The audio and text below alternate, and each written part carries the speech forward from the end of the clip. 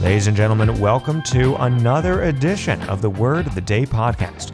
My name is Jamie Silva. I am your host, and it is my pleasure to welcome to the program yet another talented voice actor, Chris. Chris, thanks so much for being here. Thanks, Jamie. Pleasure to be here. Well, let's get into today's word, shall we? This is the adjective mellifluous. In my opinion, this word means smooth and easy to listen to, typically in reference to someone's voice. The Google definition of mellifluous is pretty similar to yours. It goes, quote, of a voice or words, sweet or musical, pleasant to hear, unquote. Yeah, so about the same, right? Although one thing we should point out is that while both definitions focus on words, mellifluous can apply to other sounds too, like let's say a soothing song or a brook babbling, as brooks are wont to do. But I think these are somewhat less common usages of the word, so we're going to focus on just the voice aspect in this episode. Interestingly, though, sweet and musical aren't first and foremost vocal qualities. And actually, sweet isn't even primarily about sound. It's about taste. But nonetheless, if you say someone has a sweet or musical voice, I think most people will know what you're talking about. Yeah, I think so too. The concept of sweetness in the official definition and smoothness in mine also line up real well with the etymology. See, the root of mellifluous, which is some form of mel or mill, means honey in a ton of ancient languages. The Latin version of mellifluous, for example, meant flowing with honey. And of course, honey is exceptionally sweet and smooth. That it is. And speaking of which, I actually have a bit of a personal connection to this word and its etymology. Oh, really? What's that? Well, my last name is Charmello, with the second half spelled M-I-E-L-L-O. This comes from the Italian word miele, which means honey. Well, I'll be. I presume your family tree must be full of beekeepers, or perhaps just people with super mellifluous voices. Could be, Jamie. Well, getting back to the definition here, particularly the word musical, I think people's voices can sound musical as well, in the sense that as they rise and fall with a nice conversational cadence, they might remind you of a well-tuned instrument that rises and falls harmoniously in song. Now, there are many different ways to sound mellifluous. See, sweet and musical are broad terms and could apply to many different sorts of voices, whether low or high, faster or slower, and obviously all manner of accents. Basically, as long as the voice is, quote, pleasant to hear, you can go ahead and call it mellifluous. Okay, I'm a little torn here. On the one hand, I want to draw some boundaries and say, like, this sort of voice is mellifluous and that one isn't. Like, James Earl Jones has a mellifluous voice, whereas Donald Duck does not. On the other hand, I do take your point that a lot of this is subjective. While some voices may be more pleasing to more ears than others, mellifluousness is ultimately in the ear of the listener. Just so people know what you're talking about, here's a clip of James Earl Jones in one of his many iconic roles as the voice of Mufasa in The Lion King. A king's time as ruler rises and falls like the sun. One day, Simba, the sun will set on my time here and will rise with you as the new king. And this'll all be mine? Everything. Unmistakably mellifluous. And for a very apt contrasting example, here is the aforementioned Donald Duck in a Disney short called Donald's Dream Voice. In it, Donald Duck is a door-to-door brush salesman, but he gets driven away from one door after another because no one can understand his strange-sounding, arguably unpleasant voice/accent. But then he purchases some, quote, Ajax voice pills that transform his voice temporarily into a sonorous baritone. Let's listen to the before and after.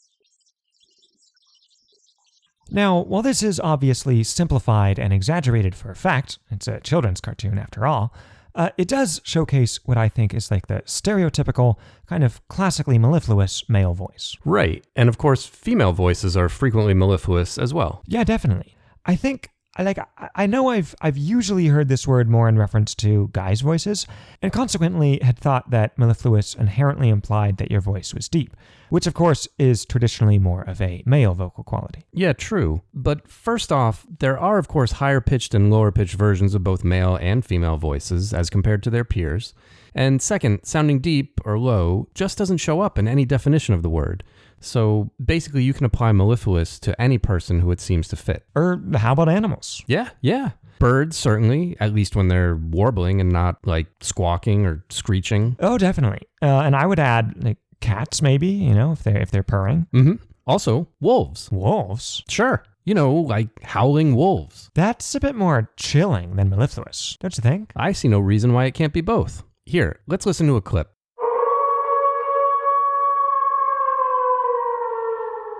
Oh, why do I feel cold and unsafe right now? I guess the wolf's howl was just that mellifluous. Well, if you say so. Also, folks, real quick here.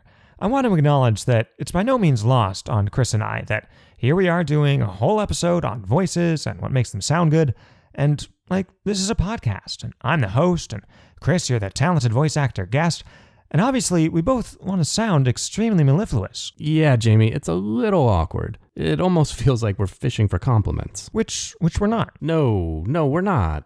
But... Well, if you did want to leave us a review on iTunes, and if in that review you refer to our voices as mellifluous, that would be fine. Yeah, you could do that. There's no rule against it. In fact, you might as well. Right. But anyway, I want to get back to the Donald Duck clip, because I noticed two other interesting things about it. First, his new post-pill voice isn't just deeper and smoother. It's also slightly British. That's a little weird, right? Donald Duck was made in America for American audiences. It is odd, isn't it? I think the British undertones are there partly because at the time this was made, the conventional Hollywood voice definitely leaned a bit towards a British accent.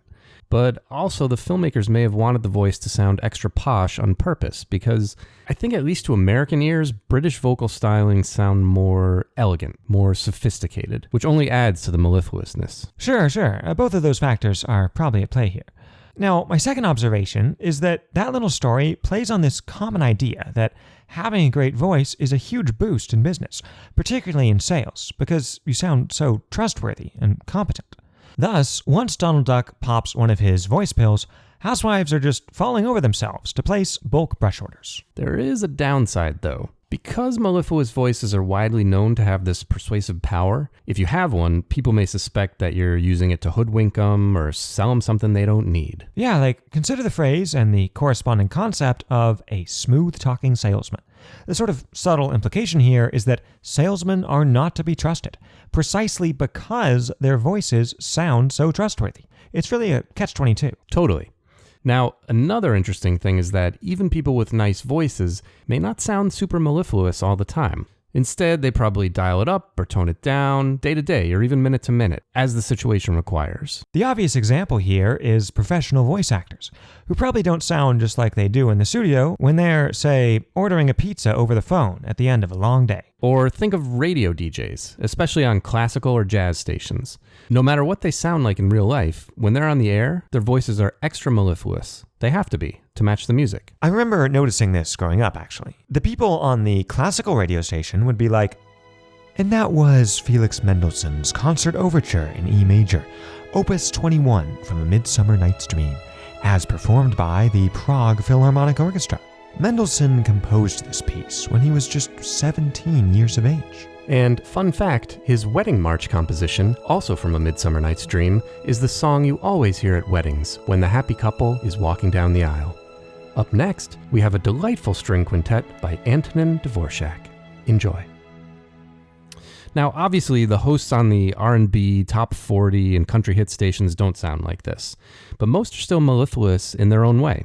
Sports announcers and news anchors also have to be especially mellifluous, whether they're on television or radio. But you don't have to be a radio announcer or a professional actor in order to assume very different voices in different settings.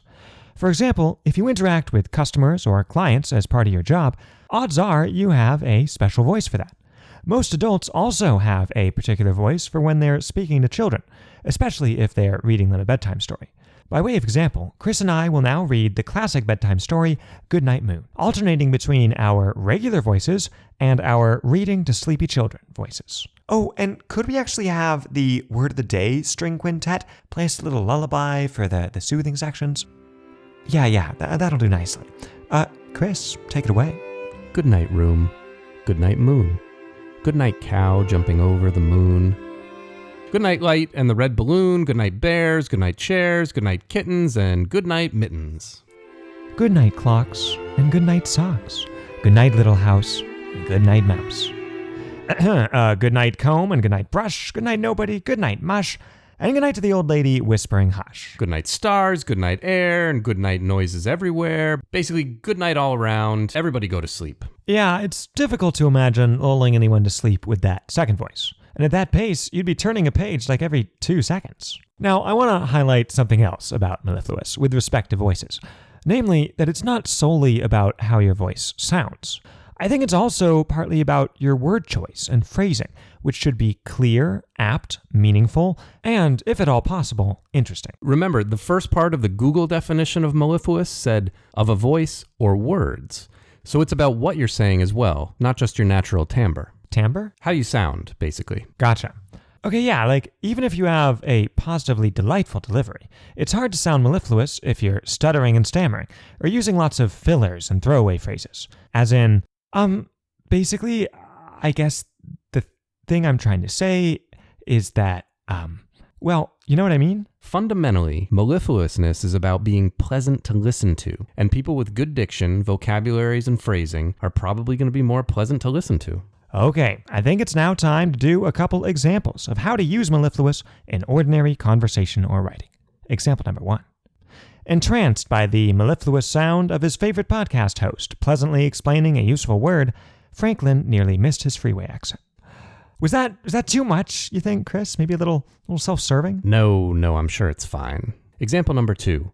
Blessed with perfect pitch, a mellifluous voice, and a 3-octave range, Darlene seemed a natural fit for a life on Broadway. But instead, she decided to pursue her true passion of miming. Example number 3. The mellifluous rumble of enormous engines told the crowd at the monster truck rally that the fun was about to begin. Example number 4. Although Hector was working at a drive-thru for now, he kept his dream of becoming a famous jazz DJ alive by using his best radio voice when taking orders over the intercom. "Would you like fries with that?" he would ask in the most mellifluous tone he could muster. "Thank you so much. Please pull ahead to the next window. You've been listening to Hector, live as you drive through." Well, folks, I think that'll do it for the examples and for today's show. We do very much appreciate you tuning in, and thank you, Chris, for joining me. Thanks, Jamie. It was my pleasure. Oh, and Chris, before we go, you host your own podcast, isn't that right? How about you tell the folks a bit about it? Yes, thank you, Jamie.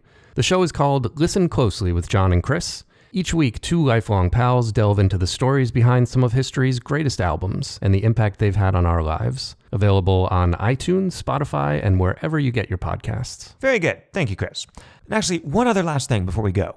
Longtime listeners may have heard me reference a couple times that my ordinary job is in the financial field.